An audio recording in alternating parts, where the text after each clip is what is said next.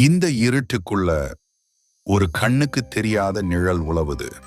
அது வெறும் ஆவி இல்ல, சாத்தானும் இல்ல. நம்ம சும்மா பேச்சுக்கு சொல்ற அந்த குட்டி சாத்தான். அதுக்கு வயசும் கிடையாது, உருவமும் கிடையாது. நீங்க கேட்கலாம், அப்படி ஒரு சக்தி எல்லாம் உண்மையில உண்டா? இன்னும். ஆனா நாம் இப்ப சொல்ல போற ஒவ்வொரு கதையும் உண்மைன்னு நம்ப வைக்கிற அளவுக்கு பயங்கரமானவை. நீங்க இந்த வீடியோவை ஸ்கிப் பண்ணாம பார்க்கணும்னா அதுக்கு நீங்க பயப்படணும். ஏன்னா இந்த பயம்தான் 190 ஆண்டில் கோயம்புத்தூரை ஒட்டிய ஒரு சின்ன கிராமத்துல நடந்தது இந்த கதை. சுந்தரம்னு ஒரு சிறுவன். அவனுக்கு 10 வயசுதான். அவன் தினமும் விளையாடுறது ஊர் எல்லையில இருந்த ஒரு இடிபாடுகளுக்குள்ளதான். ஒரு நாள் விளையாடும் போது மண்ணுக்குள்ள புதைஞ்சு கிடந்த ஒரு பழைய தகர பெட்டியவை எடுக்கிறான். அந்த பெட்டிக்குள்ளே யாரும் வரையாத மாதிரி சில மர்ம கோடுகள் இருந்தன. ஒரு விளையாட்டு தனத்துல அந்த கோடுகளை பார்த்து சிரிச்சுட்டே, நீ யார் வேணும்னாலும் இரு, என் கூட வந்து விளையாடுன்னு கத்துனான். அந்த சத்தம் காத்துல கரைஞ்சு போனப்போ அவன் வீட்டுக்கு பின்னாடி இருந்த கிணத்துல இருந்து ஒரு மெல்லிய குழந்தை பொம்மையோட சிரிப்பு சத்தம் அவனுக்கு மட்டுமே கேட்டது. சுந்தரத்துக்கு தெரியாது, அவன் ஒரு பயங்கரமான கதவை திறந்துட்டான். அவன் கேட்டது ஒரு விளையாட்டல்ல, அதுதான் குட்டி சாத்தானின் முதல் அழைப்பு. முதல் நாள் சுந்தரம் வீட்டில் இருந்த பால் திடீர்னு உறையாம போச்சு. 2வது நாள் அவங்க அம்மா கஷ்டப்பட்டு சமைச்ச சாப்பாட்டுல மண்ணு கலந்து போச்சு. 3வது நாள் அதிகாலை 3 மணி. தூங்கிட்டு இருந்த சுந்தரத்தோட கால் மாட்டுல யாரோ உட்கார்ந்து இருக்கிற மாதிரி அவனுக்கு ஒரு கனவு வந்தது. அவன் எழுந்து பார்க்கும் பொழுது அந்த இருட்டு அறையில அவனோட பள்ளி புத்தகங்கள் எல்லாம் கிழிஞ்சு கிடந்தன. அது வரைக்கும் விளையாட்டாய் பார்த்த சுந்தரம் அன்னைக்கு நடுங்க ஆரம்பிச்சான். ஏன்னா கெட்டது பண்ற அந்த குட்டி சாத்தான் விளையாட்டை முடிச்சிட்டு இப்போ தன் வேலையை தொடங்க போகுதுன்னு அவனுக்கு புரிய வந்தது. உங்க வீட்டு கதவும் பூட்டி இருக்கான்னு ஒரு தடவை செக் பண்ணிக்கோங்க. ஏன்னா அடுத்த 1 மணி நேரம் 52 நிமிஷத்துக்கு நீங்க எஸ்கேப் ஆக முடியாது. சுந்தரத்தின் வீட்டுல இப்போ சாதாரணமாக எந்த சத்தமும் கேட்கிறது இல்லை. எல்லா சத்தமும் ஒரு மெல்லிய முனகளுடனோ மோன் அல்லது வேலியை சீவும் சத்தத்துடனோ தான் முடிவடையும். கிழிந்த புஸ்தகங்கள், உறைந்து போன பால், இதெல்லாம் வெறும் ஆரம்பம்தான். ஒரு நாள் சாயங்காலம் சுந்தரம் அவங்க பாட்டியோட பூஜை அறை பக்கத்துல விளையாடிட்டே இருக்கான். அப்போ சாமி சிலைக்கு பின்னாடி இருந்து ஒரு மஞ்சள் நிற கண் அவனை பார்க்குது. அது வெறும் ஒளியோட பிரதிபலிப்புன்னு அவன் நினைக்கல. ஆனா அவன் வேகமா கண்களை துடைச்சு பார்க்கும்போது அந்த மஞ்சள் கண் மறைஞ்சு போச்சு. அடுத்த நிமிஷம் பாட்டி பூஜைக்காக வச்சிருந்த விளக்கு திரிதான அணைஞ்சு அந்த ரூம் முழுக்க குளிரான நாத்தம் பரவுது. ஐயோ சாமி, இன்னும் பாட்டி கத்துன சத்தம் இத்தனை வருஷமாவும் சுந்தரத்தோட காதுல இருந்து நீங்கள. கெட்டது பண்ற குட்டி சாத்தான் இப்போ வீட்டை விட்டு வெளியே வர ஆரம்பிச்சிருச்சு. இத்தனைக்கும் அந்த தகர பெட்டி இன்னும் திறந்தேதான் இருக்கு. கெட்ட சக்தி எப்பவும் தனியா வராது. அதை எதிர்க்க ஒரு பாதுகாப்பு வலை எப்பவும் இருக்கும். இது குட்டி சாத்தானின் இன்னொரு பக்கம். 2005 சென்னைக்கு வெளியே உள்ள ஒரு லேண்ட் மாஃபியா கும்பல் ஒரு கோயிலை இடிச்சு நிலத்தை அபகரிக்க முயற்சி செய்தது.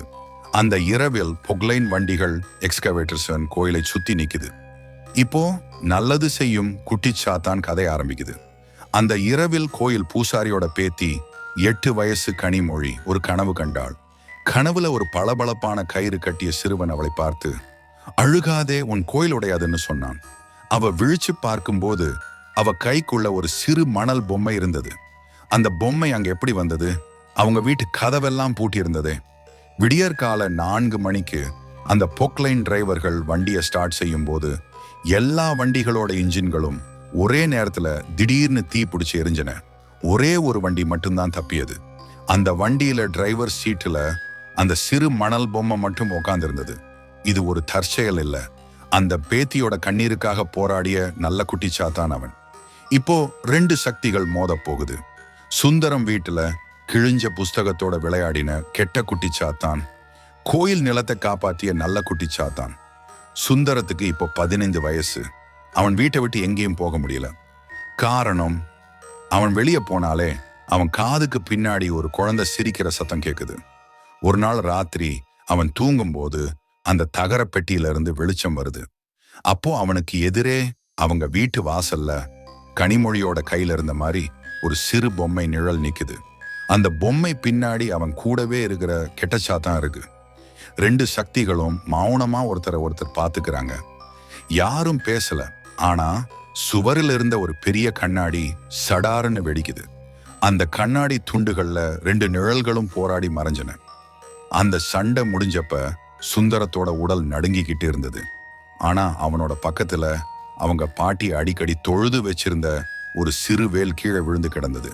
இது வெறும் உலோகத் துண்டல்ல, அதுதான் அந்த கெட்ட சக்தியை தடுத்து நிறுத்திய நன்மை செய்யணும் சக்தியோட ஆயுதம். குட்டிச்சாத்தான் கதைங்கிறது வெறும் ஒரு வீடு, ஒரு பையனோட மட்டும் முடியறதில்ல. அது ஒரு கிராமத்தோட பல தலைமுறைகளோட பயங்கரமான ரகசியமா இருக்கலாம். மதுரைக்கு பக்கத்துல இருக்கிற மின்னூர்னு ஒரு கிராமம். அங்க ஒரு சடங்கு இருக்கு. யார் வீட்டுல புதுசா ஒரு குழந்தை பிறந்தாலும் முதல் 3 மாசத்துக்கு ராத்திரி நேரத்துல குழந்தை அழக்கூடாது. மீறி அழுதா அந்த குழந்தைய குட்டி சாத்தான் எடுத்துட்டு போயிடும்னு ஒரு பயம். இது மூட நம்பிக்கைன்னு எல்லாரும் நினைச்சாங்க. ஆனா ஒரு வருஷம் அங்கே பிறந்த 6 குழந்தைகள் ராத்திரி நேரத்துல திடீர்னு மூச்சு திணறி இறந்து போயின. எல்லா வீட்லயும் அவங்க அழ ஆரம்பிச்ச அடுத்த நிமிஷம் வீட்டுக்குள்ள எங்கேயோ இருந்து சின்ன சின்ன காலடி சத்தம் மட்டும் கேட்டிருக்கு. ஒரு பழைய டைரியில அந்த ஊர் பெரியவர் ஒருத்தர் ஒரு ரகசியம் எழுதியிருக்காரு. இந்த ஊர்ல புதஞ்சு கிடக்கிற ஒரு சக்திக்கு தினம் ஒரு காணிக்கை தேவைப்படுது. அதுக்குத்தான் இந்த குழந்தைகள் இலக்கா இருக்கு. ஒண்ணு, இப்போ உங்க வீட்டுல குழந்தை அழுதுச்சுன்னா உடனே பக்கத்துல போய் அணைச்சுக்கோங்க. ஏன்னா அந்த சத்தம் உங்க வீட்டுக்குள்ள வர்றதுக்கு ரொம்ப நேரம் ஆகாது. இது வெறும் கதை இல்ல. இன்று வரை மின்னூர்ல குழந்தை பிறந்தால் முதல் 3 மாசம் வீட்டை பூட்டிட்டு பக்கத்து ஊர்ல தான் இருக்கிறாங்க. எல்லா சாத்தான்களும் கெட்டதில்லை. சிலர் பாசத்துக்காக தங்களை குட்டி சாத்தான்களாகவே மாத்திக்கிறாங்க. இது ஒரு தாயோட கதை. அவ பேரு சரஸ்வதி. அவங்க பையன் கார்த்திக் ஒரு விபத்துல கோமாவுக்கு போயிட்டான். டாக்டர்கள் கைவிரிச்சிட்டாங்க. இனிமே அவன் மீண்டு வர வாய்ப்பே இல்லைன்னு சொன்னாங்க. ஆனா சரஸ்வதி விடல. தினம் ராத்திரி ஆஸ்பத்திரி ரூம்ல இருந்து ஒரு விசித்திரமான ஒளி வெளியில வரும். பக்கத்து ரூம்ல இருந்த நோயாளிங்க சொன்னாங்க, அவங்க ரூம்ல மெல்லிய குழந்தையோட விரல்கள் படுற மாதிரி சுவரல் சத்தம் கேக்குதுன்னு. ஒரு நாள் நைட் கரண்ட் போயிட்டு மறுபடி வந்தப்போ கோமாவுல இருந்த கார்த்திகோட கையில சின்ன கைரேகை தழும்புகள் இருந்தன. ஆனா அந்த பையனுக்கு பக்கத்துல ஒரு அழகான வெள்ளப்பூ மட்டும் கிடந்தது. டாக்டர்களுக்கு புரியல அந்த பூ அங்கே எப்படி வந்ததுன்னு. ஆனா சரஸ்வதிக்கு மட்டும் தெரிஞ்சது. அவள் தினமும் தன் பையனுக்காக வேண்டிக்கிட்ட நல்ல சக்தி இப்போ தன் உருவத்தை மாத்திக்கிட்டு தன் மகனை காப்பாத்த போராடிட்டு இருக்குன்னு. தாயின் பாசத்துக்காக உருவான அந்த குட்டி சாத்தான் தீய சக்திகளை தடுத்து தன் குழந்தையை காப்பாத்திய உண்மை சம்பவம் இது. நம்ம கதையின் ஆரம்ப நாயகன் சுந்தரம். அவன் வாழ்க்கையின் கடைசி நாள் இதுதான். அவனுக்கு இப்போ 20 வயசு. அந்த கெட்ட குட்டி சாத்தான் அவனை விட்டு போகவே இல்லை. ஒரு நாள் அவன் காலையில தூங்கி எழுந்திருச்சு பார்க்கும்போது அவனோட கண்ணாடியில அவனோட உருவம் தெரியல. ஆனா அவனுக்கு பின்னாடி அவன் கூடவே இருக்கிற அந்த குட்டி சாத்தானோட உருவம் மட்டும் தெரிஞ்சது. சோ இது விளையாட்டல்ல. இப்போ சாத்தான் அவனை உள்ளுக்குள்ளேயே ஆட்கொள்ள ஆரம்பிச்சிருச்சு. அவன் ஒரு மருத்துவர்கிட்ட போனப்போ அவங்க சொன்னாங்க, உங்களுக்கு எந்த பிரச்சனையும் இல்லை, எல்லாம் மனப்பிரமைதான். ஆனா அன்னைக்கு ராத்திரி ஒரு பெரிய தீ விபத்துல சுந்தரம் வாழ்ந்த அபார்ட்மெண்ட்டே எரிஞ்சு போச்சு. எல்லாருமே சொன்னாங்க சுந்தரம் தான் சதி செஞ்சுட்டான்னு. ஆனா அவன் உயிரற்ற உடலை தூக்கி போடும்போது அவன் சட்டை பைக்குள்ள ஆரம்பத்தில் அவன் பார்த்த அந்த தகர பெட்டி மட்டும் உருகாமல் கிடந்தது. யாருடைய கண்ணிலும் படாமல் அந்த பெட்டிக்குள்ளே சுந்தரத்தோட சிரிப்பு சத்தம் மெல்லியதா கேட்டிருக்கு. எல்லாமே முடிஞ்சு போச்சுன்னு நினைக்கும் போது அவன் நிழல் கூட அவனை ஏமாத்திட்டு குட்டிச்சாத்தானின் கடைசி அடிமையாக ஆக்கிட்டு போயிடுச்சு. குட்டிச்சாத்தானின் இந்த 2 மணி நேர பயங்கரமான பயணம் இப்ப முடிவுக்கு வருது. ஆனா இந்த கதையில ஜெயித்தது யாரு? உங்களை சிரிக்க வச்ச நல்ல சாத்தானா, இல்ல உங்க வீட்டை சுத்தி காத்திருக்கிற கெட்ட சாத்தானா? நாம் பார்த்த எல்லா சம்பவங்களும் அங்கே நடந்தது என்னன்னு இன்னைக்கு வரைக்கும் தெரியாது மர்ம முடிச்சுகள். நீங்க வீட்டை விட்டு வெளியே போகும்போது உங்க குழந்தைய பத்திரமா பார்த்துக்கோங்க. நீங்க தனியா தூங்கும் போது உங்க வீட்டுக்குள்ள எந்த விசித்திர சத்தமும் கேட்கலன்னு உறுதிப்படுத்திக்கோங்க. ஏன்னா நாம இவ்வளவு நேரம் பேசின இந்த குட்டி சாத்தான் உங்க வீட்டுக்கு வெளியில தான் காத்திருக்கு. ஒருவேளை நீங்க உங்க வீட்டு பூட்டை திறந்து எட்டி பார்த்தா அது உங்க கூடவே உள்ள வரலாம். ஒரு சின்ன உண்மை என்னன்னா, நான் இவ்வளவு நேரம் உங்ககிட்ட பேசிக்கிட்டு இருந்தப்போ நீங்க தனியா இல்ல. இப்போ உங்க ரூம்ல இருக்கிற லைட்டை ஆஃப் பண்ணுங்க. அந்த இருட்டுல உங்க காதருகே யாராவது மூச்சு விடுற சத்தம் கேக்குதான்னு பாருங்க. ஒருவேளை உங்க வீட்டுக்கு பின்னாடி இருந்து யாரோ கதவை தட்டுற மாதிரி ஒரு சத்தம் வந்தா உடனே போய் திறக்காதீங்க. ஏன்னா இந்த கதையில நான் சொன்ன கெட்ட குட்டிச்சாத்தான், அதுக்கு இன்னைக்கும் ஒரு புது அடிமை தேவை. நான் உங்களுக்கு ஒரு சவால் விடுறேன். இந்த கதையை பார்த்து பயந்துட்டீங்கன்னா உடனே இந்த வீடியோவை லைக் பண்ணுங்க.